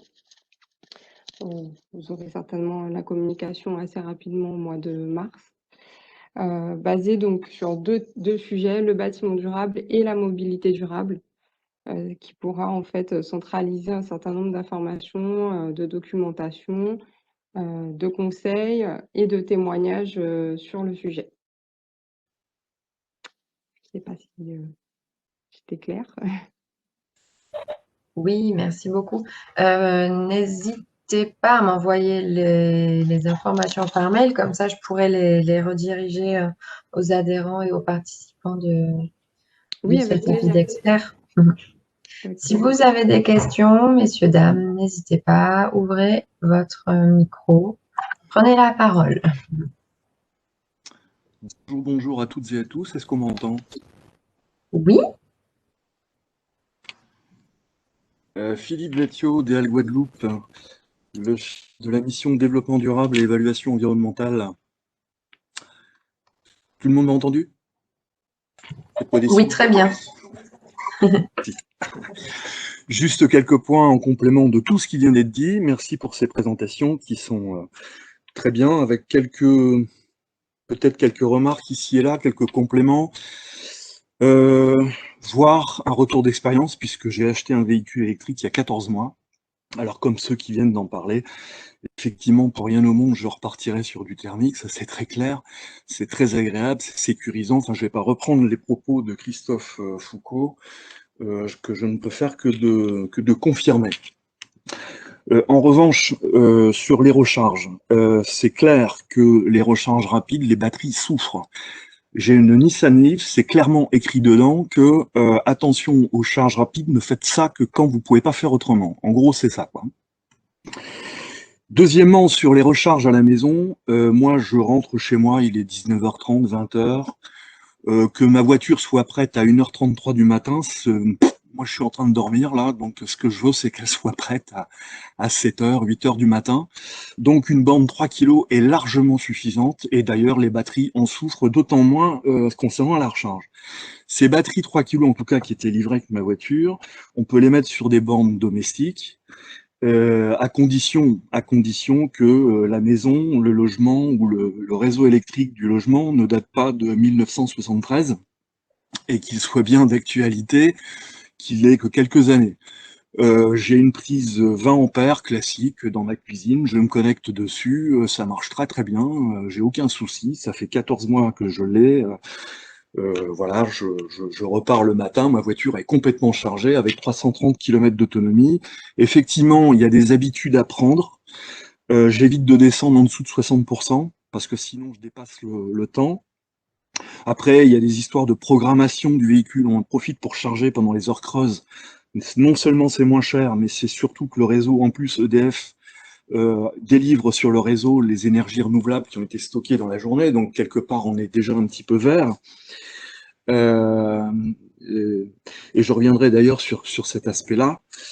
Voilà, donc, et si nécessaire, si on dépasse, moi ce que je veux, c'est que ma voiture soit prête à 8h du matin, enfin je lui ai dit 6h parce qu'on passe en heure pleine de mémoire, et donc bah, s'il faut qu'elle commence, non pas à 22h, départ des heures creuses, mais à 20h, eh ben, elle commence à 20h de façon à ce que mon véhicule soit prêt. Donc il y a tout un tas de paramètres de pilotage dans la gestion de la recharge de la batterie qui viennent dans le véhicule, effectivement apporter tous ces conforts, résoudre un certain nombre de problèmes. Je rejoins le fait aussi que dans les réunions, qu'elles soient publiques, privées, familiales, etc., c'est surtout tous ceux qui n'ont pas de véhicule électrique qui en parlent. Donc, je viens confirmer qu'il y a un gros besoin de communication pour expliquer aux gens, pour faire tomber tout un tas de tabous. D'ailleurs, le traditionnel tabou, oui, tu fais tourner les moteurs, le fuel d'EDF. C'est pas tout à fait vrai. Petit 1 et petit 2, je rappelle qu'on est en transition Et la transition, quel que soit le sujet de la transition écologique, hein, qu'elle soit bien sûr énergétique, professionnelle, numérique, mobilité durable, économie circulaire, développement de filières de déchets, etc., je les passe. La liste est longue à l'après-vert. On est en transition, c'est-à-dire qu'il nous faut passer sur tous ces sujets d'un point A à un point Z. Et pour cela, ça passe par le point B, le point C, le point D, il faut qu'on avance. Et si je n'achète pas de véhicule électrique au prétexte que les moteurs d'EDF sont encore au fioul, c'est sûr qu'on va pas beaucoup avancer, quoi. Et il y a un tas de sujets sur lesquels les messages qui sont à faire passer, et c'est ce que je fais de mon côté, écoutez, chacun joue la transition à son niveau et il faut qu'on avance. Voilà. Laissons à EDF le soin de gérer sa fourniture énergétique qui sera, rassurez-vous, de plus en plus verte, et il y a des projets en cours d'ailleurs. Donc moi je suis pour pas de borne à domicile, une recharge 3 kg ça suffit, tranquillement. Pas de borne à domicile à condition qu'on soit dans le réseau de la maison soit relativement récent, on va dire 10 à une dizaine d'années, quoi, une bonne dizaine d'années, quoi. Et je réinsiste sur les recharges rapides. C'est pas très sympa. Juste une seconde, juste une prise dédiée quand même, avec une protection dédiée, c'est quand même beaucoup mieux, même si c'est pas une borne en tant que telle. C'est toujours mieux, mais moi j'ai un réseau de 20 ampères dans la cuisine qui effectivement a son disjoncteur préféré. Je recharge la nuit, ça veut dire qu'il n'y a rien qui tourne autre que ça, si ce n'est le congélateur et le frigo. Donc le réseau supporte largement, et sachant que mon congélateur et mon frigo sont sur une 32 ampères. Donc c'est encore un autre réseau dans la maison. Mais effectivement, il faut faire attention à ça. D'un point de vue d'écoute, on a... Oui. Oui, juste si tu permets, c'est juste pour une anecdote, mais c'est des gadgets maintenant. Alors moi j'aime bien ça, hein. C'est des trucs qui sont extra parce que maintenant avec les voitures, il y a des applications qui existent où, alors toi tu dois l'avoir aussi pour ta marque. En fait, on peut démarrer, on peut programmer sa charge à l'heure qu'on veut, et en fait c'est le téléphone portable qui lit tout à la voiture. Et on peut aussi prévoir, par exemple quand je sors du bureau, moi aux alentours de 12h30 pour aller déjeuner, avec le téléphone portable, on peut aussi maintenant sur les nouveaux véhicules déclencher la clim à 12h15 pour arriver dans la... Alors, je sais pas si c'est très vertueux tout ça, mais bon, voilà, c'est des trucs qui sont... Non, mais il est vrai que l'électrique a ouvert un certain nombre de fonctionnalités qui est plus simple. Plus citer la climatisation, et qu'un moteur thermique, c'est carrément impossible. Effectivement, je te confirme que j'ai tout ça, et même d'autres gadgets du style, j'ai perdu ma voiture sur le Cinestar. Il y a un bouton, ça klaxonne, ça fait des appels de phare, et vous retrouvez votre voiture. Il y a tout un tas de gadgets qui... Quelquefois, je la perdais pendant 2 heures. Ouais, maintenant, c'est fini, ça. Ok. Un point, il a été cité quelques chiffres sur les consommations, la consommation sur tous les coûts, je voulais dire. Moi, j'avais un véhicule diesel qui était une Opel Insignia. Je suis passé de 110 € de gasoil à 22 € d'augmentation de la facture électrique mensuelle. Comme disait Coluche, choisis ton camp, camarade. Je ne vous parle pas de la baisse de l'assurance, etc. Donc, c'est un peu plus cher à l'achat. Il y a quand même pas mal de primes. Avec la concurrence qui va arriver, ça va forcément baisser. Il y a des gros progrès. J'ai mon cousin qui travaille chez Renault, au technocentre de Renault, donc dans les Yvelines. Ils font des annonces là. D'ailleurs, on va pouvoir avoir, avec les nouvelles technologies de batterie, des recharges rapides beaucoup plus efficaces. Et moins, voilà. Et j'ai oublié une chose, c'est le baisse du coût de la maintenance. Avant, pour la révision annuelle, c'était 300 €. Hein, je passe la porte du garage, c'est 300 €. Avec celle-ci, ma Nissan Leaf, je passe la porte du garage, c'est 96 €. Là encore, choisis ton camp, camarade. Voilà. Donc, par contre, il reste un problème. Il reste un problème, et là, c'est l'expérience qui me l'a fait découvrir, et c'est vraiment un problème qui est spécifique aux DOM, et sur lequel on va lancer un programme, parce qu'il faut le résoudre. Ça ne sera pas un problème qui va nous empêcher de passer à l'électrique. C'est la maintenance des véhicules. Et là, vous êtes confronté à être obligé d'aller dans les marques. Moi, je vais chez Nissan Maïf, ils me disent non, il faut aller chez Nissan Najari. Ils n'ont pas les équipements, ils n'ont pas la formation, etc. Je ne sais pas comment c'est chez Kama. Voilà, monsieur le confirmera ou pas. Bref, c'est un gros problème. Et vous avez toutes les chaînes hors des constructeurs, comme AD, qui sont quand même des chaînes relativement importantes, qui eux, ben, pour l'instant, moi j'allais chez AD avec AD à Gourbert, là, ben, là, quand je lui ai dit que je passais à l'électrique, il m'a dit bon, ben ok, je te verrai plus, quoi. Alors que c'est la chaîne AD, c'est un gros garage, quoi, hein. Donc, il va y avoir certainement des choses à faire. Donc, d'abord pour anticiper sur les arrivées, ensuite mettre l'éducation nationale autour de la table, etc., etc. Et on va avoir un programme de formation qui viendra compléter une étude qui va être lancée sur les besoins en formation, justement. Et dans le cadre de la transition écologique, c'est bien beau, mais il faut des bancs d'essai qui sont des bancs de test qui sont spécifiques. Il faut aussi que ces garagistes en fassent l'acquisition. Donc là-dessus, dans le cadre du contrat de transition écologique, on pourra effectivement faire des choses.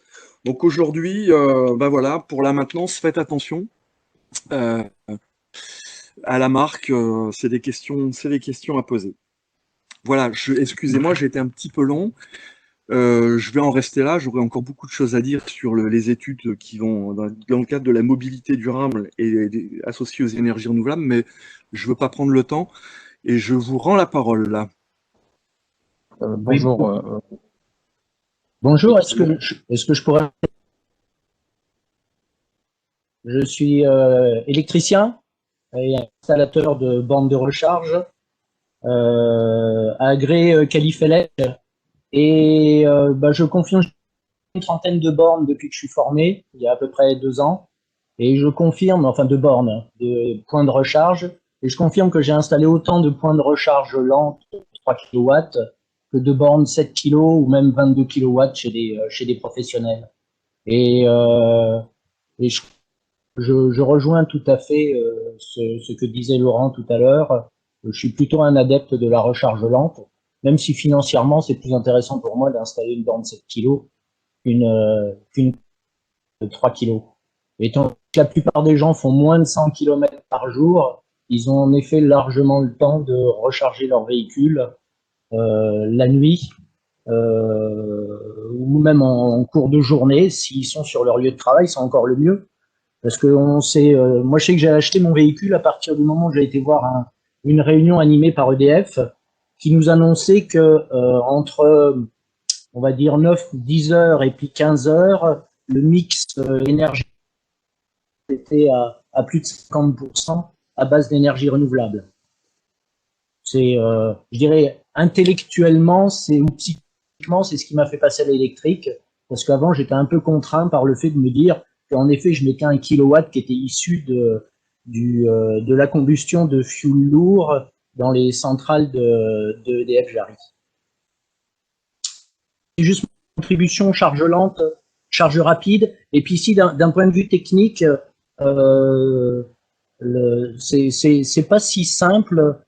Faut faire attention quand même. En effet, le fait de recharger son véhicule sur une prise simple et non pas une prise dédiée, on est par un échauffement.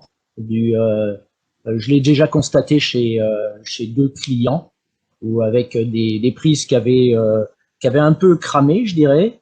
Et puis la deuxième chose, c'est que hier j'étais sur Gourbert, une dame qui avait fait installer par son électricien une prise, alors au téléphone, je croyais que c'était une prise dédiée, une prise grid-up. Non, c'était une prise Pexo. Et elle avait quand même payé ça 500 €. Et en réalité, elle n'arrivait pas à recharger sa voiture parce que le dispositif de mise à la terre était défectueux.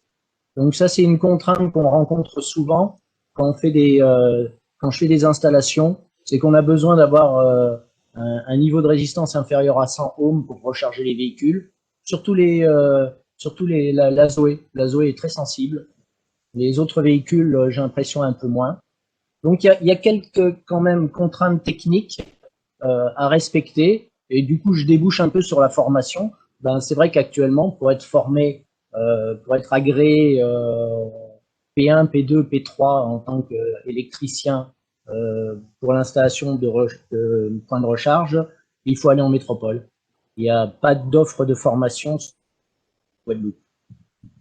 Et après, pour être Califelec, c'est encore plus compliqué, c'est des gros dossiers à remplir, et je suis surpris, mais actuellement, quand je vais sur le site Califelec, je reste le seul électricien habilité Qualifelec en Guadeloupe. Je trouve pas ça spécialement normal, vu le nombre d'électriciens qu'il y a en Guadeloupe. Il y a sûrement un effort là de mes collègues électriciens pour pouvoir répondre à terme aux besoins qui vont naître du fait de l'évolution du parc automobile et de cette transition vers la mobilité électrique. Voilà, merci à vous. Et j'ai été très content de participer à ce séminaire. Merci. Merci à Laurent qui m'a envoyé l'invitation hier soir. Pour monsieur Lindon, dans le cadre de la transition écologique et tous les besoins en formation qu'il peut y avoir, vous pouvez avoir des accompagnements pour financer vos formations en métropole. Oui, bah comme je suis adhérent au FAF, des chefs d'entreprise artisanale, pardon, ouais, j'ai bénéficié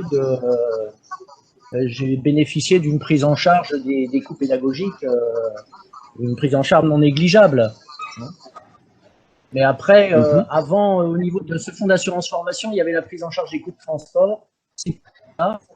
Donc après, il y a quand même ça représente quand même un certain budget. Merci.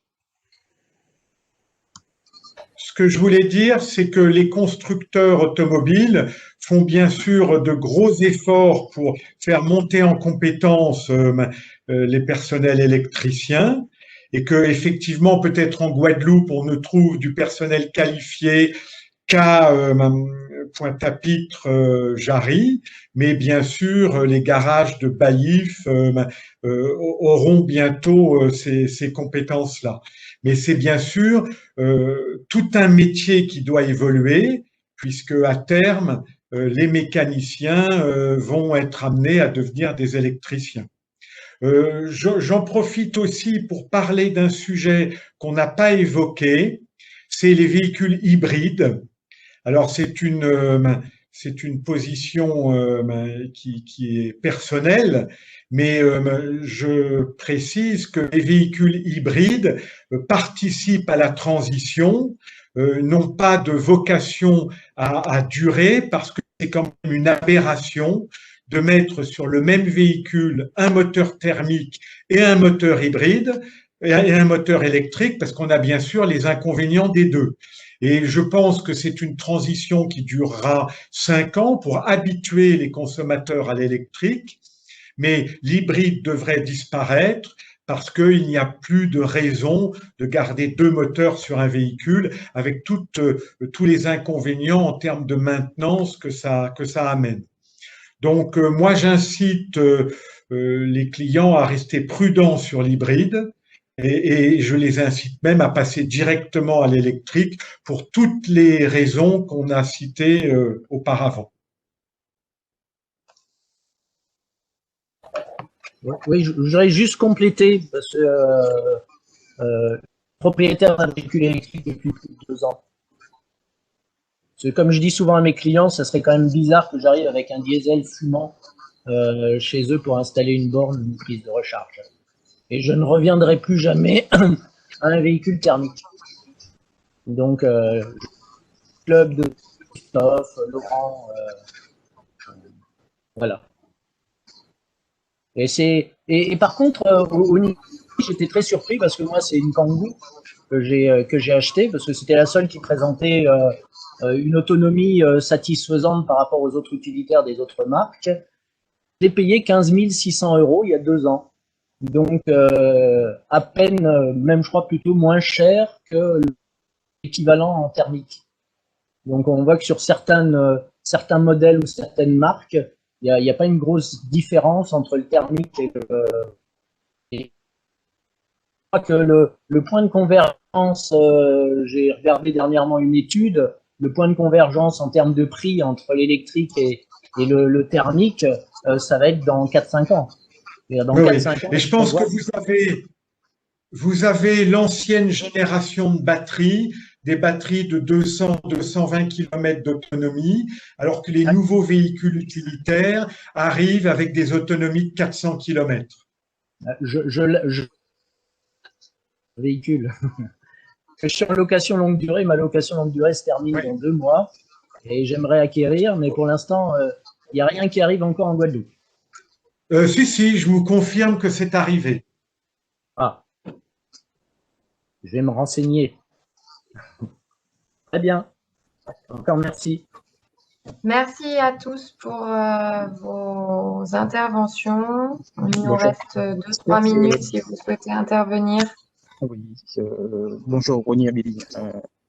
Je suis président en fait de la société Monogramme, donc on fait de la R&D, et puis on a lancé un concept qui s'appelle Carnot, qui est en fait dans la mobilité, dans le transport à la demande basé en fait sur des véhicules électriques. Okay. Et je vais revenir en fait sur la question de la maintenance, parce qu'en fait on a des partenaires qui ont fait l'acquisition de véhicules électriques dans le cadre professionnel. Et bon, on manque de bol pour eux. Et, les véhicules en fait sont tombés en panne et au bout de 3 mois, alors c'est pour 2 modèles, 2 marques différentes, hein, au bout de 3 mois en fait ils ont toujours pas réussi à récupérer en fait leur véhicule. Donc je sais pas en fait si on pourrait me répondre en fait à cette question-là ici, mais c'est en tout cas, mon point par rapport en fait à ce concept innovant qu'on lance en fait en collaboration de l'ADEME, de la CSBT, c'est dans le cadre d'un usage professionnel du véhicule électrique, ça peut être assez problématique d'avoir des véhicules en fait qui soient immobilisés pendant 2-3 mois, parce que c'est dans le cadre d'un transport en fait c'est une perte du chiffre d'affaires net. Alors, je ne sais pas s'il y a eu des réflexions là-dessus. Au-delà en fait des réseaux AD qui sont en fait je pense des mécaniciens en fait indépendants, mais déjà en fait au niveau des concessionnaires, est-ce qu'il y a des choses en fait qui sont en place, des réflexions pour éviter en fait que des véhicules soient immobilisés pendant 3 mois? Ce que je peux vous dire, c'est que les constructeurs font beaucoup d'efforts pour que la qualité de service soit la meilleure possible. Alors, il est vrai que depuis 1 an, avec le Covid, les formations en présentiel ont souvent été annulées et ont été remplacées par des formations par des webinars ou à distance, et c'est bien sûr beaucoup moins efficace. Alors, je ne sais pas si c'est la raison principale, mais ça peut être une raison. Et l'autre raison, c'est qu'on est dans une phase de transition, on essaye de s'améliorer et on n'est pas encore parfait. Mais les constructeurs sont bien conscients qu'il n'y aura de vente de véhicules électriques que si la qualité de service, la qualité de l'après-vente est parfaite.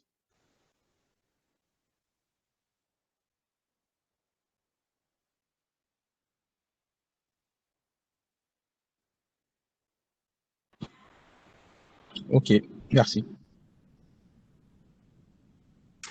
Il y a un point dont on n'a pas parlé qui est important aussi dans les impacts environnementaux du véhicule électrique, c'est les impacts environnementaux des batteries et les possibilités de recyclage.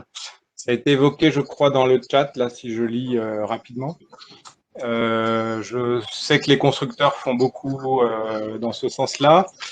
Pour moi, le point important, c'est que la filière de retraitement des véhicules usagés en Guadeloupe est en place depuis déjà pas mal d'années, et qu'elle devra s'adapter, bien entendu, à ce traitement et ce nouveau traitement nécessaire des batteries à l'issue de leur utilisation. Peut-être que vous pouvez compléter sur ce sujet-là. Alors, cas, effectivement… L'impact, encore une fois, je complète, l'idée reçue qui dit que les batteries sont très polluantes, elle est en train d'être battue en brèche, notamment par l'ADEME qui a sorti une publication l'an dernier disant que la technologie actuelle des batteries ne mettait pas en œuvre des éléments très polluants et qui sont relativement faciles à recycler.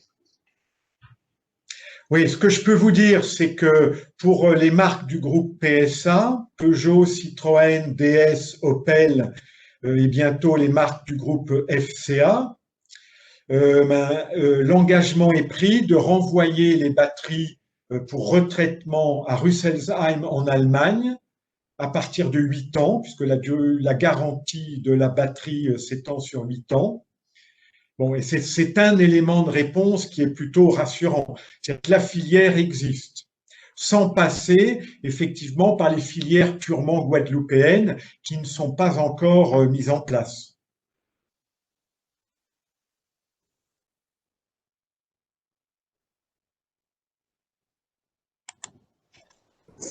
Alors, je confirme que les filières sont actives, y compris d'ailleurs chez Renault, au complément des marques qui viennent d'être citées.